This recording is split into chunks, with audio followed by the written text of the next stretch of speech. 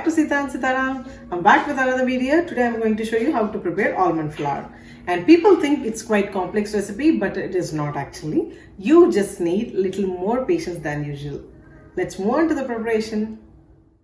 Take 200 grams of almonds in a bowl and to that add hot boiling water and let it rest it for 10 minutes.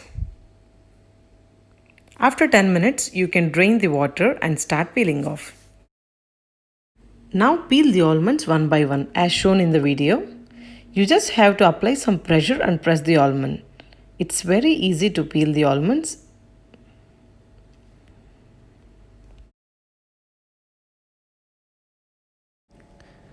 Peeling off this 200 grams of almonds will take less than 10 minutes. Once the almonds are peeled off completely, we have to transfer them to a dry plate and spread it evenly. You have to leave these almonds overnight to dry them.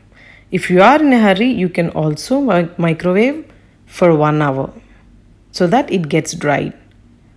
See, my almonds are dried completely.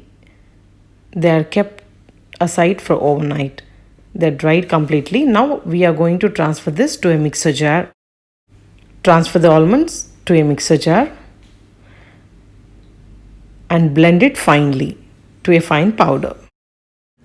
Our almond flour is ready, and almond flour is naturally gluten free, and this is a great substitute to any wheat flour, and this is the main ingredient for many keto diet recipes.